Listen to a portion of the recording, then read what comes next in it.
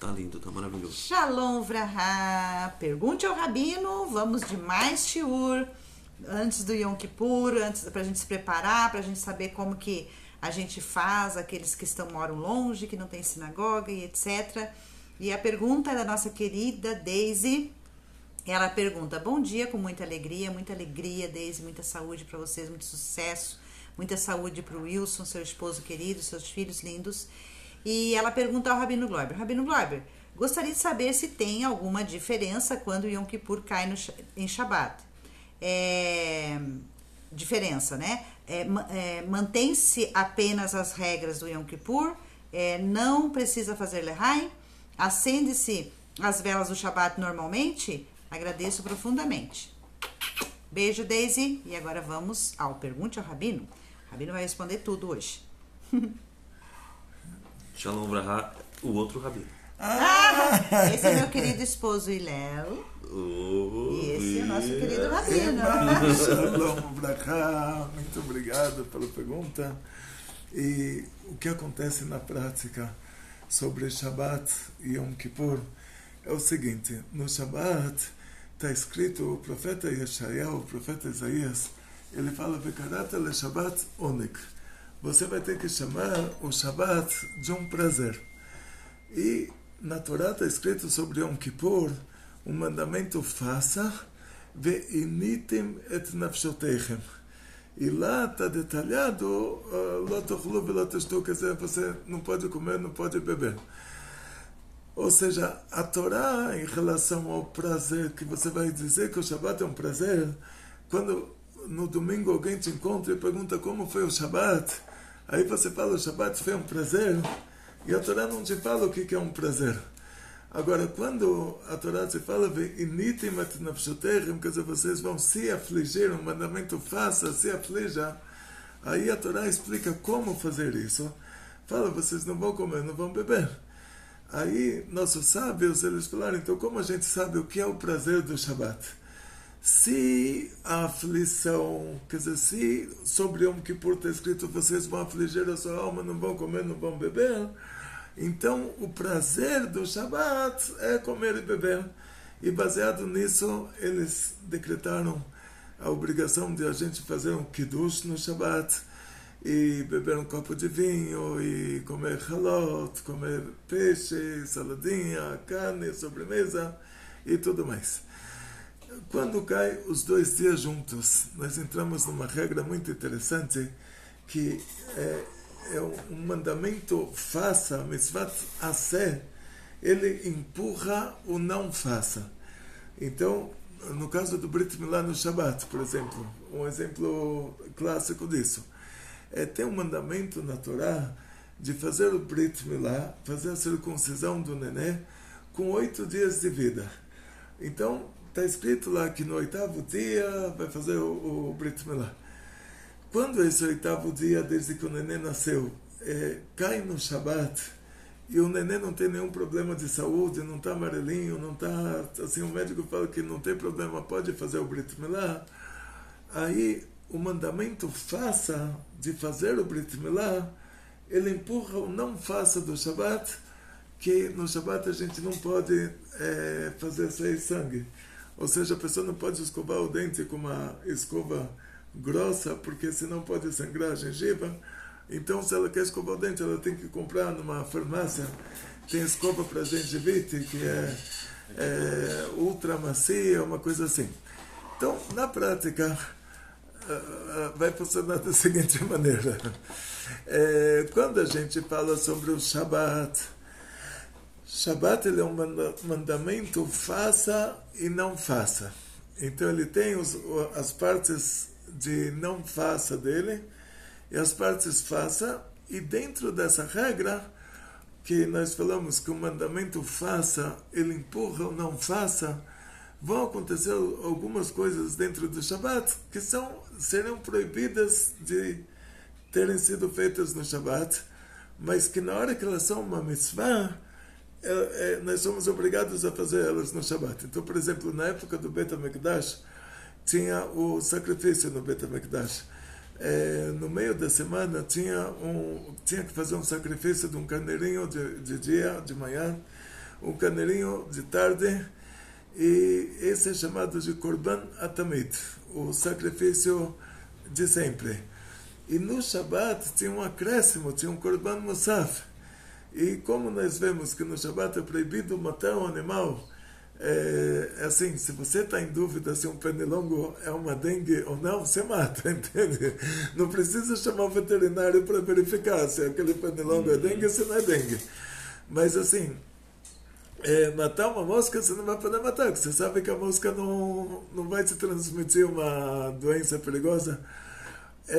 E como você pode fazer no Shabat, na semana inteira se faz no Beit HaMikdash, no Templo Sagrado de Jerusalém, se faz o sacrifício de manhã, o sacrifício de tarde, e a essa pessoa que está vivendo em Jerusalém na época do Beit HaMikdash, nem uma formiga ele pode matar. E lá se faz o sacrifício, porque a Torá diz como mandamento faça, que tem que ser feito no Shabat 3 vezes o sacrifício no Beit HaMikdash. Então, dentro dessa regra vai entrar o Yom Kippur. Isso que nós temos que afligir a nossa alma no dia do Yom Kippur, nós não podemos comer, não podemos beber, é um mandamento faça. E esse mandamento faça vai cair dentro do Shabat. E ele vai empurrar o não faça do Shabat, que a gente não pode afligir a nossa alma no Shabat, a gente não pode fazer um jejum no Shabat. Então esse o faça de Yom Kippur, quer dizer, aflige a sua alma, não coma, não beba, ele vai empurrar o não faça do Shabat. Então a gente vai conciliar as duas coisas. Vai juntar o mandamento de Yom Kippur, de jejuar, com o mandamento do Shabat, e a gente vai jejuar no Shabat. Essa vai ser a fusão. Outras coisas, né, que por fora o mandamento da Torá, que é proibido a gente comer, proibido beber, aí nossos sábios acrescentaram algumas coisas, tipo que a gente não vai poder tomar banho, se lavar, não vai poder passar creme. Só que aí você vai entrar num detalhe interessante, que no ano inteiro a gente toma banho com sabonete e você não precisa saber a origem desse sabonete, se foi feito com banha de gato ou sebo de cachorro. Você não vai procurar o sabonete, não precisa até asgarrar. Aí chega no Yom Kippur, a gente fala, não, por causa que o mandamento da Torá de não comer, não beber, e quando você passa uma pomada, o corpo absorve essa pomada, então mesmo que a pomada seja uma coisa, tipo, colocar 2 gotinhas de qualquer coisa, mas o seu corpo vai absorver isso, então se não está se tratando de um perigo de vida, se não está se tratando de uma ordem médica que é obrigatória, aí a gente não faz. Agora, se é uma ordem médica, aí já entra em outra categoria, que é permitido profanar tanto o Shabat quanto o Yom Kippur por causa de um problema de saúde. Então, uma vez me aconteceu, como vocês estão me vendo assim, do jeito que vocês estão me vendo, ainda estava de talit. Um amigo que era um Hassid Satmar, que estava de Streimel, como no Rav Moshe Weber, assim, é esse chapéu que vocês estão vendo. E nós estávamos na sinagoga antiga do Bom Retiro, na Roma Moré. Já não existe mais essa sinagoga. E o meu amigo começou a sentir uma arritmia cardíaca. Então, na hora, o que a gente fez? Eu falei para ele, eu vou te levar para o hospital, perigo de vida empurra tudo, né? Aí chamei um táxi. Então, você imagina, a gente no Yom Kippur, não pode mexer em dinheiro, não pode mexer no telefone, nada. Chamei o táxi, falei, olha, leva a gente para o hospital, estou aqui com... Meu amigo está precisando de um perigo de vida, né? Corre para o hospital, passa no farol vermelho, depois se paga as multas, né? Não tem problema. Conseguimos chegar no hospital samaritano, fica do lado da sinagoga dos judeus sírios, que é chamada de Beit Yaakov. E todas as pessoas indo para a sinagoga, eles veem que chegam 2 rabinos de táxi, no Yom Kippur. É um dia que é proibido acender fogo, proibido pegar um táxi, proibido mexer com dinheiro. E a gente encalhou ainda no congestionamento antes de chegar no hospital e todo mundo indo para a sinagoga, olhando pela janela do táxi assim, para ver se eles estão vendo de verdade 2 rabinos ortodoxos assim dentro de um táxi no Yom Kippur. Graças a Deus, chegamos no Samaritano, o médico me falou que se não tivesse trazido ele naquele instante, ele teria falecido. Estava nesse estado, ele foi direto para a UTI, e lá, se não tivesse feito isso, ele não estaria vivo. Então, assim, assuntos de saúde. Então, da mesma maneira que você é obrigado a profanar o Shabbat, se tem um perigo de vida, e se você não faz isso, é como se você tivesse assassinado a pessoa ou se suicidado. Quer dizer, a pessoa não pode falar, olha, eu prefiro morrer do que profanar Shabbat, porque pela Torá é proibido se matar. Então, tem 3 coisas que a pessoa tem que morrer e não fazer. Se pedem para você assassinar alguém, como acontecia na Segunda Guerra Mundial, e o soldado alemão recebeu uma ordem de matar um judeu. Aí ele tem que morrer e não fazer. Tipo, ele tem que falar, me mata, eu não vou assassinar ninguém. Outra coisa, Gilui Arayot, se uma mulher casada coloca um revólver na cabeça de alguém e fala, dorme comigo, se não te mato, eu tenho que morrer e não fazer. Isso inclui homem com homem, mãe com filho, pai com filho, todos esses Gilui Arayot da Torá. E outra coisa é a idolatria.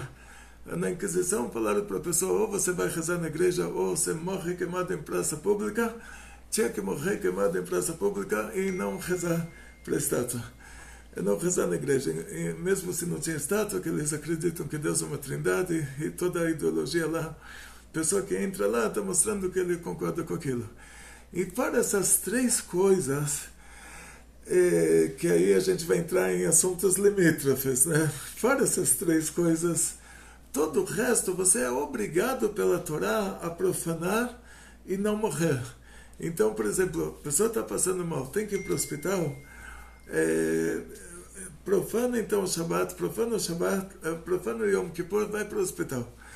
Agora a gente vai chegar no hospital, que é hospital de padre, de freira, não sei, a casa de não sei das quantas, lá vai ter o cara pregado na entrada, pegando sangue, e aí você vai ter que separar as coisas. Você não está entrando numa igreja, você está entrando no hospital da comunidade lá. Então não tem problema, permitido ir para o hospital desses. E criança, estão perguntando aqui, o senhor tem 15 alunos lhe assistindo ao vivo. Oba, muito obrigado, não sabia que estava ouvindo. Muito obrigado. As minhas surpresas, né? Eba. Coloquei aqui. Então, tá perguntando assim, Shalom, Rabino, e quem tem criança pequena, bebês, como funciona a questão do banho, creme, pomada para assadura, essas coisas? Sim, entra nessa regra. Quer dizer, uma coisa que a criança não vai ter problemas, então a gente evita.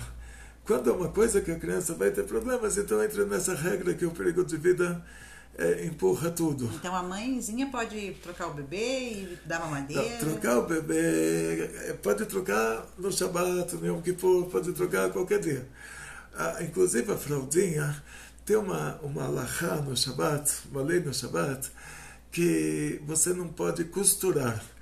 E essa lei implica que se você vai colocar um durex fixo, é considerado costurar. Se um durex vai ficar fixo. Então, se você vai colocar na parede, tem uns quadros, né? Que foram colocados com durex. E se o durex lá vai... dá para mostrar daqui, né? Eu mostro eu não sou um quadro. Não, você não é um quadro, não. Tá lá. Então, se o quadro vai ficar fixo, você colocou um durex no Shabbat, isso é considerado uma coisa fixa, considerado que você construiu, costurou. Então, colar no Shabbat é proibido.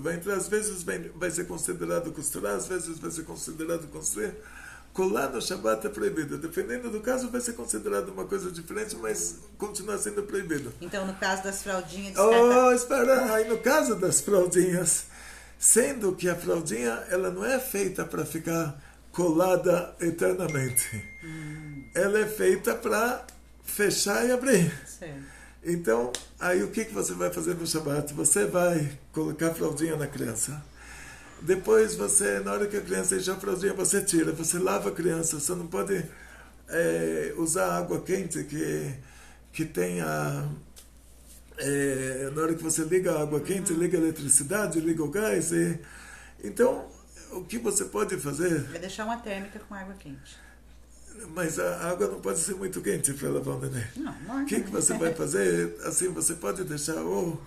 tem a plata do Shabat, tem a chapa, você deixa uma panela de água lá. Aí você vai fazer assim, essa panela de água, você vai... Quando você pega ela é chamada de klirishon. Aí você vai passar ela para um segundo recipiente, que é o klisheni. Depois para um terceiro recipiente, que é o klishlishi. Nesse klishlishi você já vai poder misturar aquela água quente com água fria até ela ficar morninha. Você enfia a mão dentro, você vê que ela só está morninha. Ela não vai queimar o neném. Mas eu também posso deixar, por exemplo, uma térmica, uma água morna?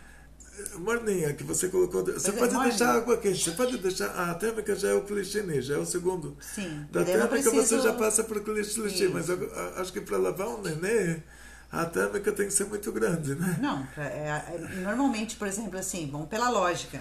Certo. Não, pode deixar. Pela lógica vamos pela lahá, mas assim, vamos pela lógica de como você troca uma fralda. Sim. A não ser que o bebê tenha feito muita coisa que foi até na lanuca, né? Pra você dar um banho no neném.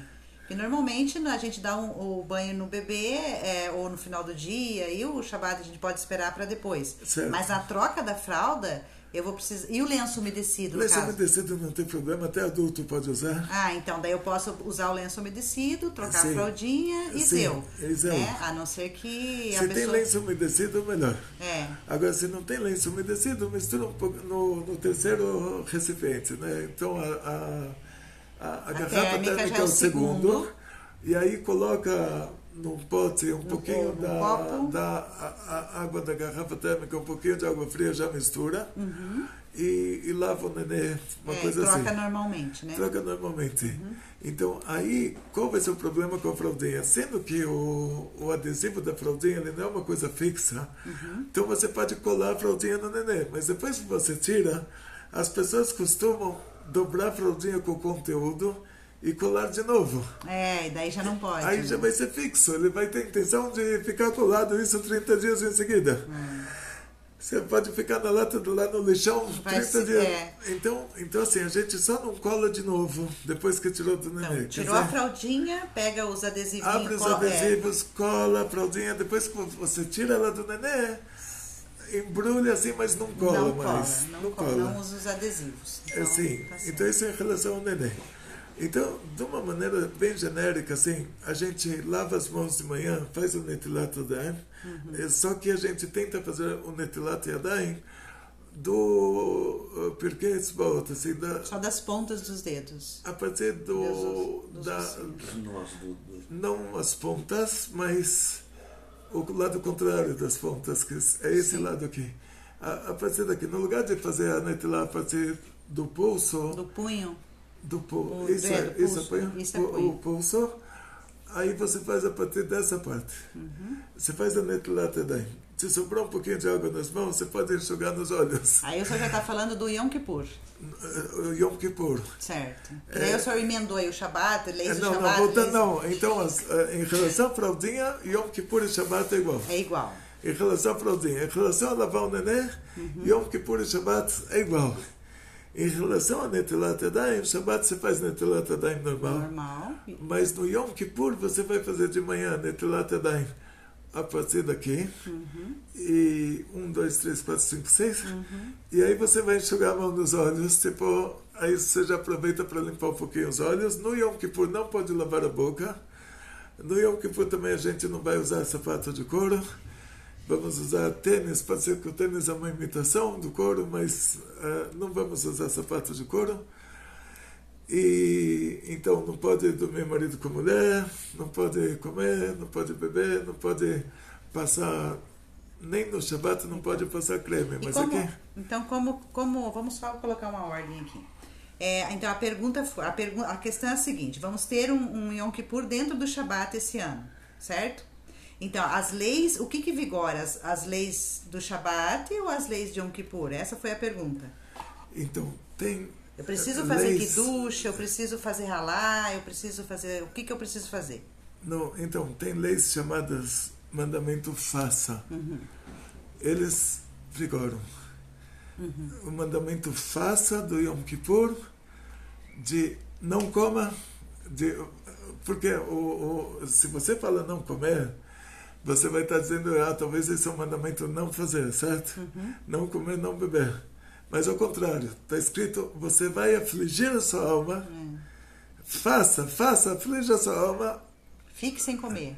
E Então, aí a mesmo Torá sendo explica que afligir a sua alma é não comer e não beber. Então o mandamento faça, jejue no Yom Kippur, no Yom mesmo Kippur, sendo no Shabat. ele vai empurrar o não faça do Shabat. Ele vai empurrar a proibição de jejuar no Shabat.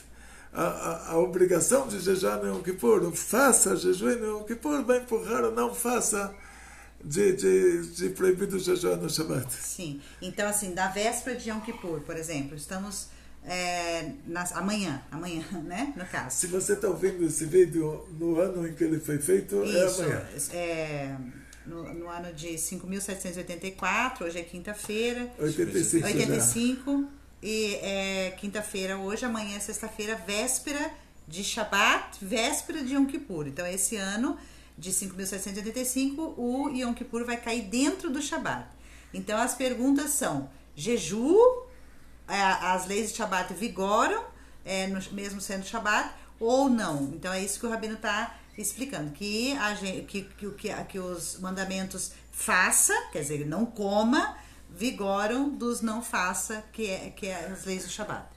Eu vou explicar assim de uma maneira mais assim, prática. Vamos dizer, o mandamento faça de jejuar no Yom Kippur, faça um jejum, ele vai empurrar o mandamento não faça de que no Shabat é proibido jejuar. O Shabat é proibido jejuar, então não faça, não jejue. Então a questão tem que jejuar. Então tem que jejuar porque... Não, espera, tem que jejuar. Ainda não falei que tem que jejuar. Espera, segundo. Em relação a Shabat, Yom Kippur, que cai no Shabat, um judeu acima de 13 anos, uma judia acima de 12 anos, tem que jejuar. Uma menina menor de 12 anos, um menino menor de 13, não tem que jejuar. Então, alguém que não se converteu ao judaísmo, ele é comparado a uma criança. E hoje nós sabemos que tem problemas de epidemias, coisas assim, que se a pessoa não come 26 horas, ela baixa a imunidade. Se você, pela Torá, é obrigado a jejuar, então a Hashem vai te fazer um milagre. Você não vai pegar doença nenhuma por causa disso. E se você, pela Torá, não é obrigado a jejuar, aí você tem que fazer as contas, se esse jejum não vai te prejudicar. Porque se o jejum te prejudicar, você está fazendo uma coisa que não é obrigado a fazer, e isso vai te prejudicar, aí você é considerado que você está se prejudicando. Isso pela Torá é proibido. O nosso corpo é um carro alugado. Imagina, você chegou numa empresa, alugou um carro, e o que você vai fazer agora? Vai subir no quebra-molas e vai... Não, você tem que cuidar bem do carro, porque é um carro alugado, você tem que devolver ele inteiro. Então, o nosso corpo não é nosso. Ele é alugado de Hashem. Então, se você vai destruir o seu corpo com esse jejum, aí é proibido para você jejuar. Então, se a pessoa está num lugar que tem um índice de epidemias, que se ele sabe que se ele não comer 26 horas, vai baixar a imunidade, ele pode pegar alguma doença, aí é um problema. Aí, então, ele ainda não se converteu ao judaísmo, então ele não deve jejuar. Eu tenho uma pergunta. Uma questão interessante que eu estava lendo outro dia, que era uma opinião a mais, né? E acho que o público também vai querer saber. O senhor tocou na situação assim, interessante, que a pessoa que jejua pode correr o risco de cair imunidade. Mulheres grávidas, que precisa uma hora ou outra ter que se alimentar justamente por causa disso. Visto que algumas quando estão grávidas, elas baixam a imunidade. Essa é a minha pergunta. Sim. Então, em relação a isso, não é problema.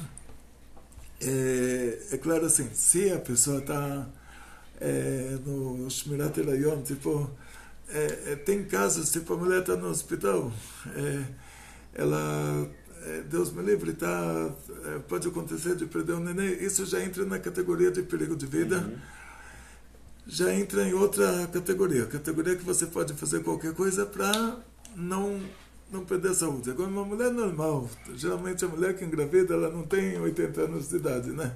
É uma mulher, uma jovem. Gravidez não é doença. Gravidez não é doença. Então, uma mulher normal, uma mulher jovem, geralmente não tem problemas assim por causa de Yom Kippur. Agora, se ela está se arriscando, Deus me livre, perdão, neném, por causa disso, tipo, se o médico falou para ela, olha, Deus me livre. Então, se ela acha que tem algum problema, tem que perguntar para o médico antes. Sim. Porque quando você chega para o rabino para perguntar alguma coisa, o rabino vai te falar, primeiro pergunta para o médico, né? Tem que saber qual que é o seu problema. Você fala que você está em risco, aí não sei como chama isso, ginecologista, o médico que vai... Obstetra. Médico de quê? Desculpa. Que vai fazer o parto dela. Obstetra. O obstetra. Aí você pergunta para o seu obstetra se você pode jejuar. Quer dizer, se não tiver nenhum impedimento. Se ela acha que ela está em risco e ela está em contato com o médico, ela tem que perguntar para o médico. Fala, a gente tem isso como, novamente, se trata de uma mulher judia que ela é obrigada pela Torá a jejuar. Agora, uma mulher que ainda não fez uma conversão ortodoxa ao judaísmo... Não é obrigada, não. Não é obrigada. Então, nesse caso, não precisa nem perguntar. Quer dizer... Mas a gente tem bastante judeus aqui no nosso assistindo a nossa live e amamentando. Então, amamentando, o que a gente costuma fazer é antes de Yom Kippur. Hoje em dia tem todos esses patentes, né? Tem uma bombinha que dá para você tirar o leite, colocar na geladeira. Quer dizer, tem vários meios. Mas pode amamentar ou não? Ou tem que tirar? Deve. Não, amamentar deve. Mas ela pode falar assim, para eu amamentar, eu preciso tomar 2 litros de água. Ah, entendi. E talvez vai faltar leite.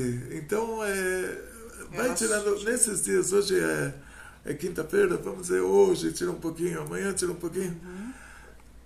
E no Yom Kippur, o que faltar, você dá esse acréscimo. Agora, então, idosos que estão tomando remédio, grávidas... Já é outra classificação, já é classificação de perigo de vida. Mães que estão amamentando, grávidas que estão... Mãe amamentando e mulher grávida, aí vai ter isso, ou seja, assim...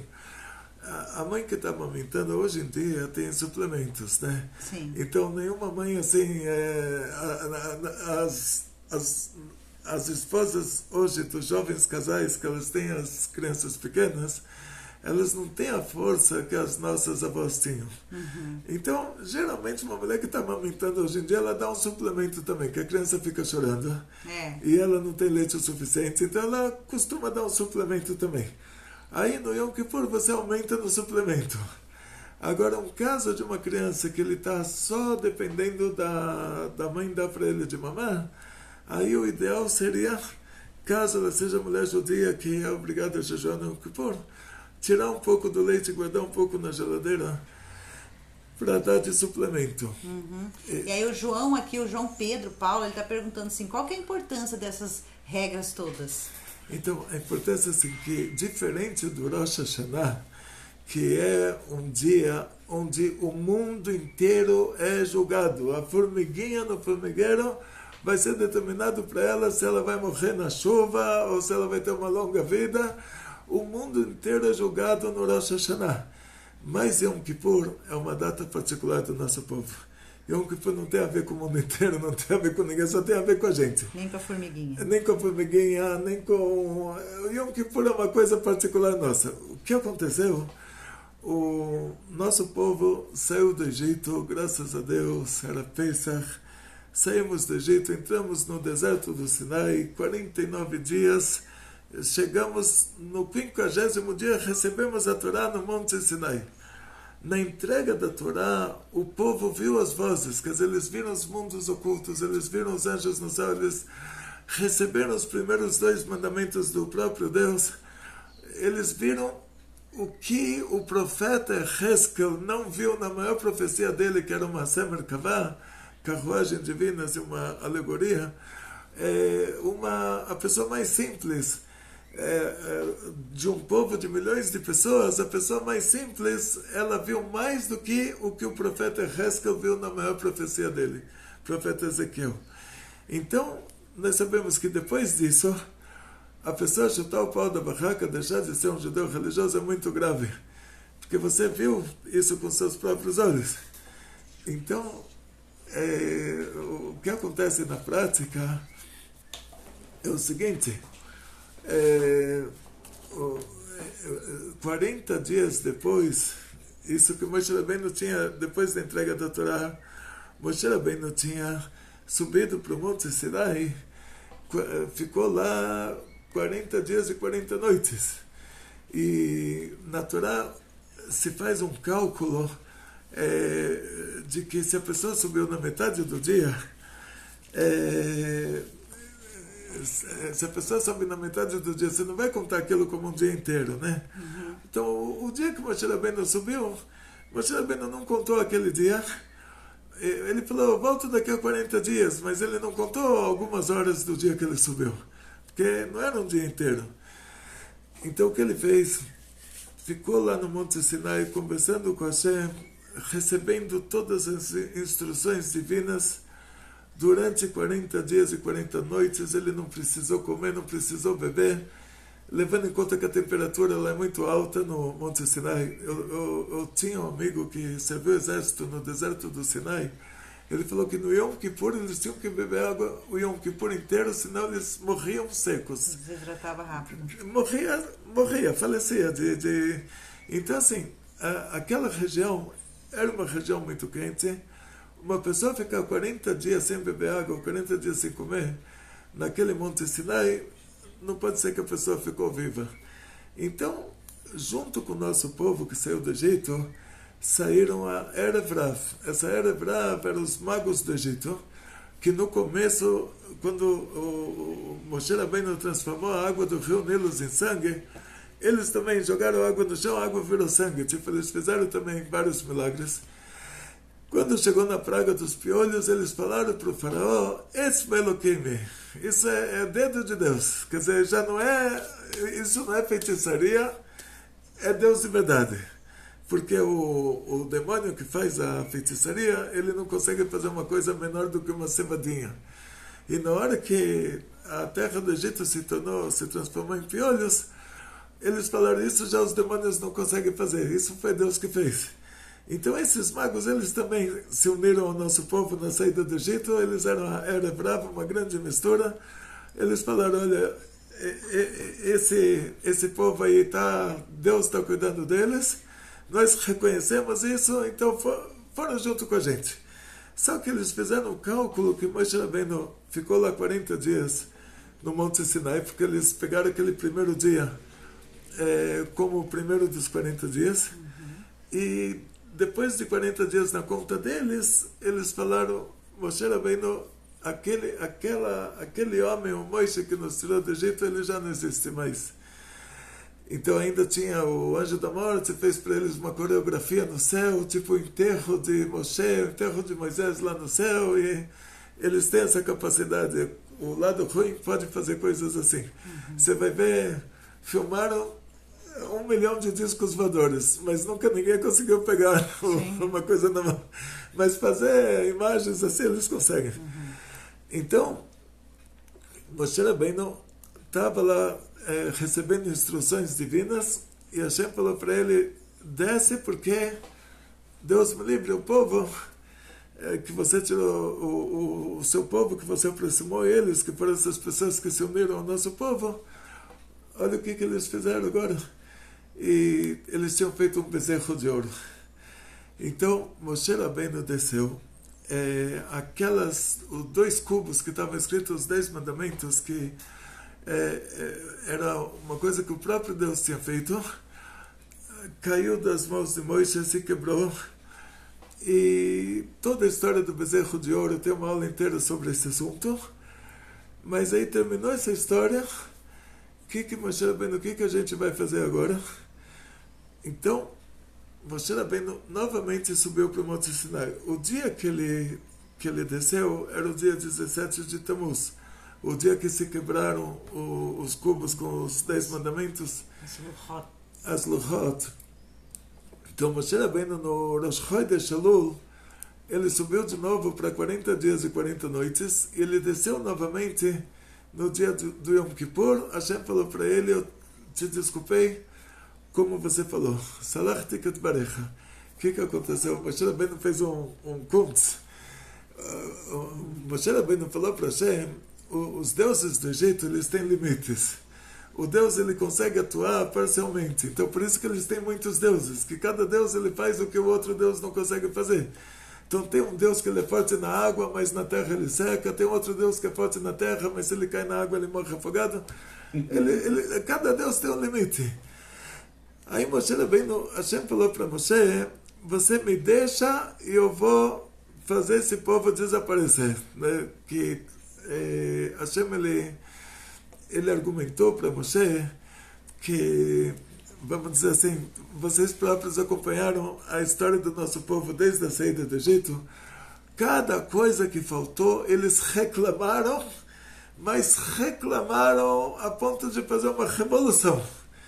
E agora imagina essa situação, os idólatras vão fazer um bezerro de ouro, um boi de ouro eles queriam fazer. Não fizeram um bezerro para desmoralizar eles, mas eles queriam fazer um boi de ouro.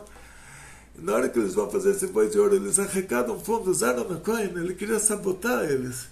Então Aaron Cohen falou, olha, vocês já mataram o Hur, vocês aqui, qualquer pessoa que vai contra vocês estão assassinando ele, não sei se vocês vão deixar o nosso povo sem ninguém assim que possa cuidar deles.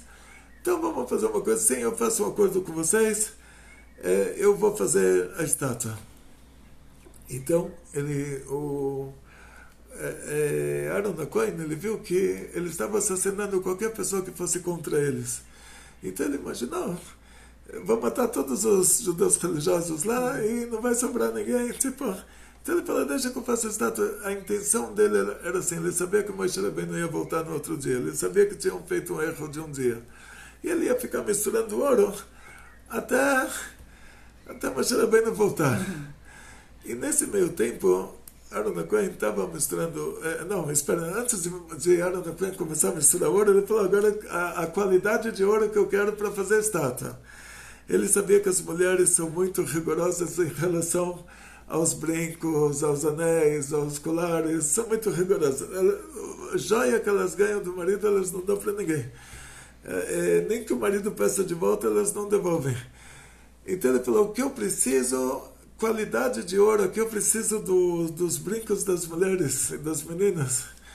Aí eles foram lá, fizeram arrecadação de fundos para fazer o bezerro de ouro. Cada um foi lá, brigou com a mulher, brigou com as filhas, arrancou os brincos à força. E aí que o povo de Israel precisava fazer uma revolução, eles não fizeram. Faltou água, todo mundo surtou. Faltou comida, todo mundo surtou. Agora que estão fazendo uma arrecadação de fundos para construir uma estátua, estão machucando as mulheres, machucando as meninas, cadê todo esse povo que estava gritando o tempo todo? Cadê todo mundo? Então Hashem, Deus, ele viu isso como... ele falou, não é que eles não sabem reclamar. Eles sabem reclamar, mas é que eles falaram, vamos dar um pouquinho de ouro para os caras aí. Então Hashem, ele viu nisso uma cumplicidade de todo o nosso povo com o assunto da idolatria.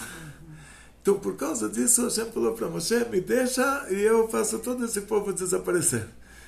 Aí Moshe Rabbeinu falou para Hashem, estou entendendo que isso que você falou, me deixa, quer dizer que se eu não te deixar, você não vai fazer.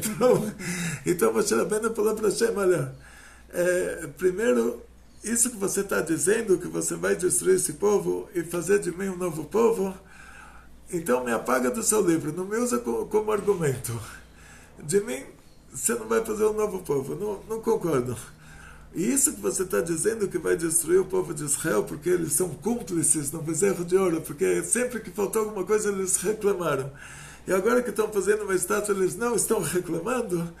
Então isso deixa comigo. O que está acontecendo aqui? Moshe Rabbeinu falou para Hashem, agora os egípcios eles vão falar que da mesma maneira que cada deus egípcio ele tem um limite. O que está na água, se ele sai da água, ele seca. O que está na terra, se cai na água, morre afogado. Cada deus no Egito tem um limite. Eles vão falar agora que, olha, você também tem um limite. Você, dentro das suas forças, você conseguiu tirar o nosso povo do Egito. Mas dentro das suas forças, você não vai conseguir levar eles para a terra de Canaã, porque lá tem 31 reis, tem 7 povos, eles são muito mais fortes do que o Egito. Então eles vão falar, esse Deus também é limitado como todas as estátuas. Tem coisa que ele consegue fazer, tem coisa que ele não consegue fazer. Na hora que ele viu que ele não conseguiu fazer, ele matou todo mundo. Moshe Rabbeinu falou, olha, vai ver amanhã no noticiário do Egito, vai ver amanhã liga o rádio aí no CBN do Egito.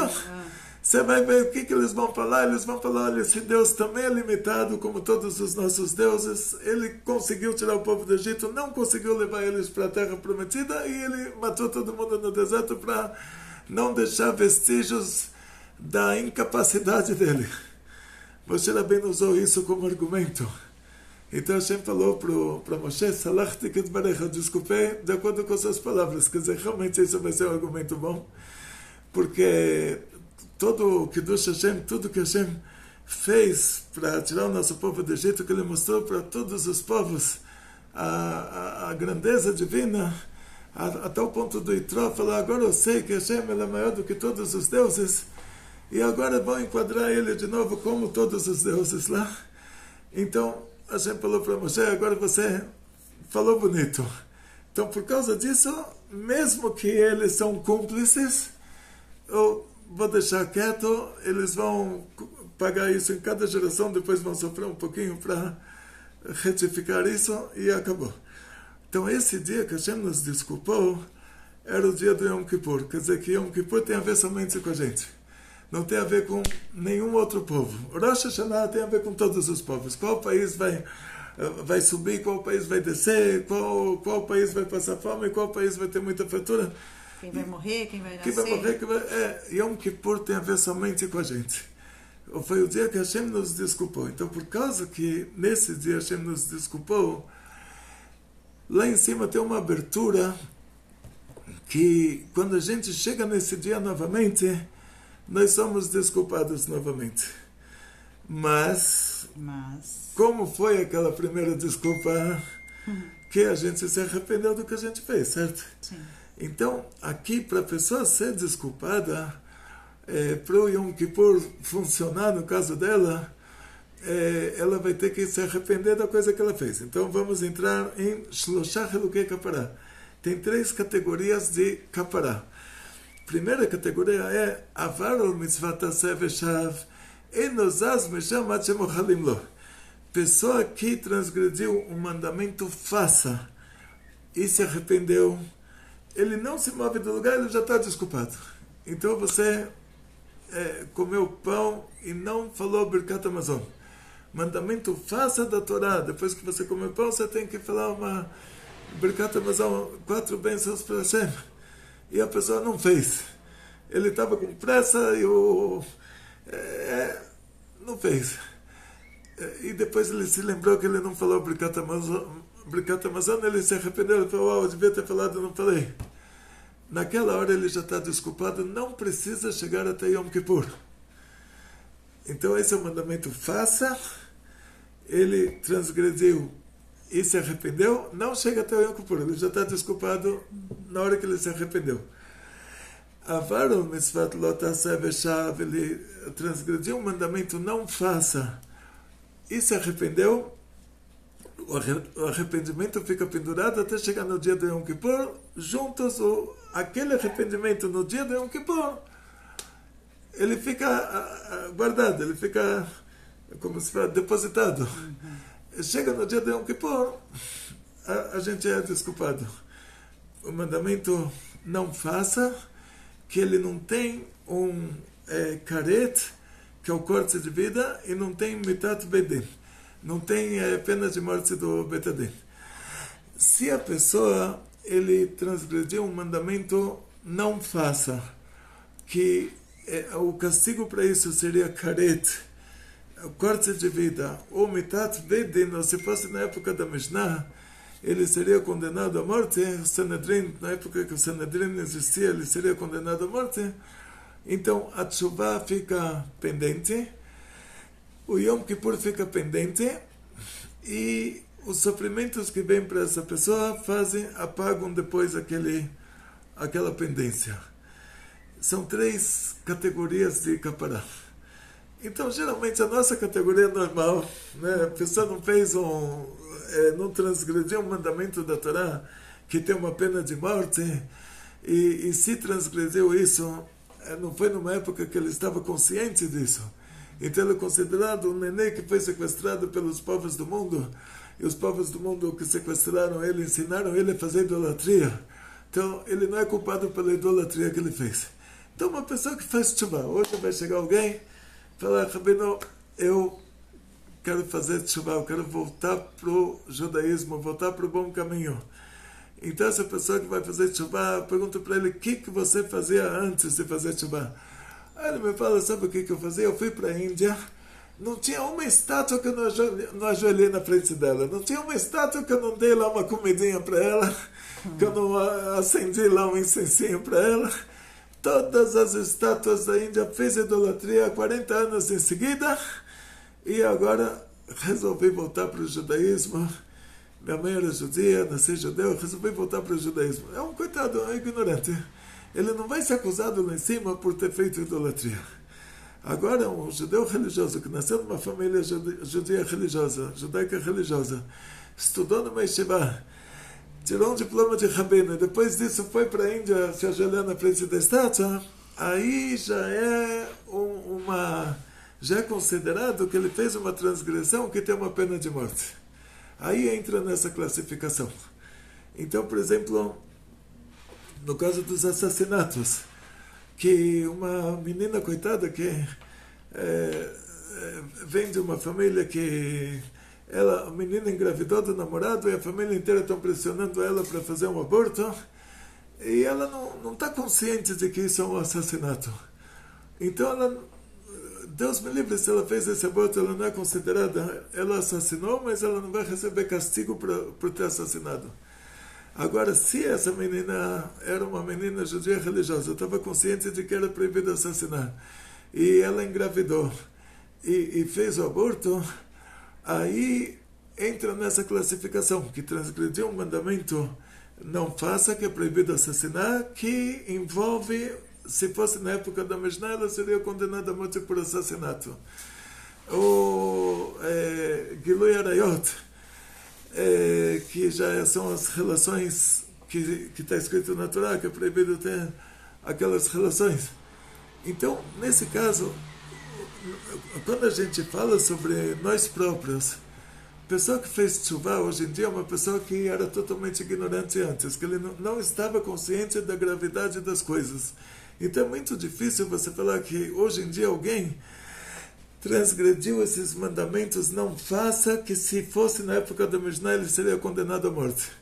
Porque se fosse na época da Mishnah e chegasse um ignorante que está fazendo tudo aquilo por ignorância, ele também não seria condenado à morte, ele seria visto como um ignorante, como o Rambam fala, Tinok Shenesh Babenakom.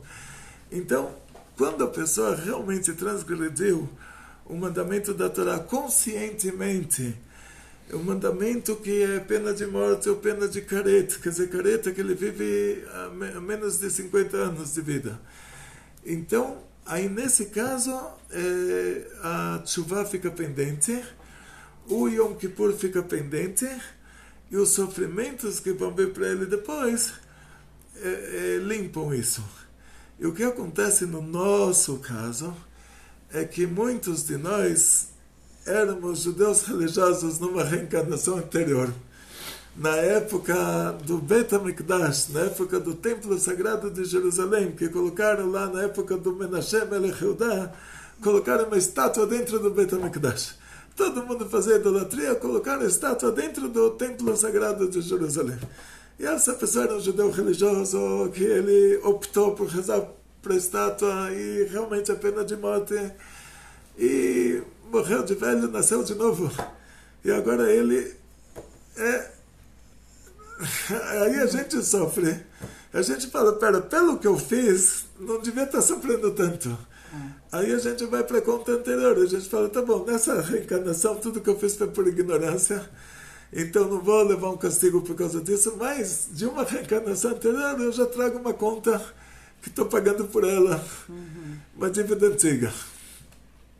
E a questão, perguntas aqui. Estamos com muitos judeus aqui. Muito obrigada pela Audiência. Pela audiência. Deixe um like, um beijinho para nós aqui. E aí, o que acontece? Sou judeu religioso. Sou judeu. Certo? Sou judeu, meus filhos frequentam a sinagoga, eu frequento a sinagoga, só em Yom Kippur e Rosh Hashanah. Sim. Quero muito fazer algumas coisas, mas não quero ser religioso. Tem essa opção ou não existe isso? Como que funciona? Pergunta daqui. Muito bem. Então, tem uma opção que é fazer um levantamento do histórico da família, para descobrir se a sua bisavó materna era judia também. Então, tem essa opção. Pode ser que você não é judia. Pode ser que você não é judia. Então, tem essa opção também. Se a pessoa está muito no desespero, então dá para a gente verificar quem era sua mãe, sua avó, sua bisavó. A gente vai para o cemitério lá na Romênia, na Polônia, onde precisar. Vamos tentar levantar o histórico da família. Talvez dá para te liberar. Talvez você precisa cumprir somente 7 mandamentos de Bnei Noach. Não precisa nem Rosh Hashanah, nem Yom Kippur. Agora, no caso que não dá para liberar, né? No caso que você sabe que a sua mãe era judia, a sua avó materna era judia, a sua bisavó materna era judia, aí não tem como liberar. Então assim, a pessoa não pode optar por não ser religioso, não né? Tem como. Ela tem que... pela Torá, você é obrigado a ser religioso. Cumprir você é obrigado a cumprir os divinos. mandamentos. É para isso que o judeu está aqui, sustentando o mundo e cumprindo mandamentos e cumprindo as mitzvot. Então, assim, não tem como simplesmente eu querer fazer o basiquinho. Eu vou fazer o basiquinho. Não existe isso. Você tem que cumprir a Torá 100%. Não tem outra solução. E o Yom Kippur, ele é para o judeu. Aí perguntaram aqui, então o Bnei Noach não precisa? Não. Não precisa. Não precisa. Vocês não precisam fazer jejum. Eles são como uma criança antes dos 13 ou 12 anos. Exatamente. Antes do Bar e Bat Mitzvah. Então, não precisa. Agora vamos partir para uma pergunta aqui, Abba. Sim. Sobre remédio. Gostaria de saber sobre o uso de drogas, incluindo o consumo de remédio. Então, drogas, acho que ela está se referindo aqui às ilícitas, né? Remédios. Mas daí, incluindo, né? Então, drogas, incluindo o consumo de remédios. Sim. Então, qualquer tipo de droga e o consumo de drogas nos remédios, por vontade própria.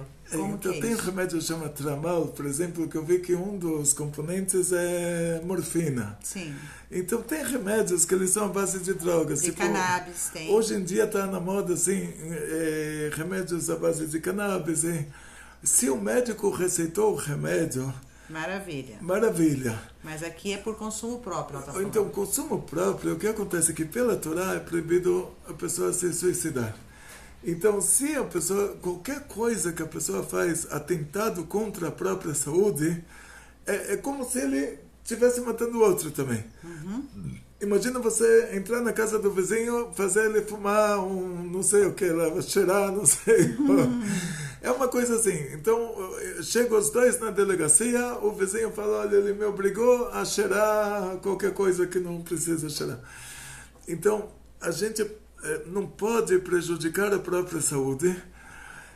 E essas drogas, de acordo com o Ministério da Saúde de qualquer país, em qualquer lugar do mundo... Elas são prejudiciais. Elas são prejudiciais. A longo prazo, por exemplo, a maconha, ela faz com que a pessoa tenha perda de memória.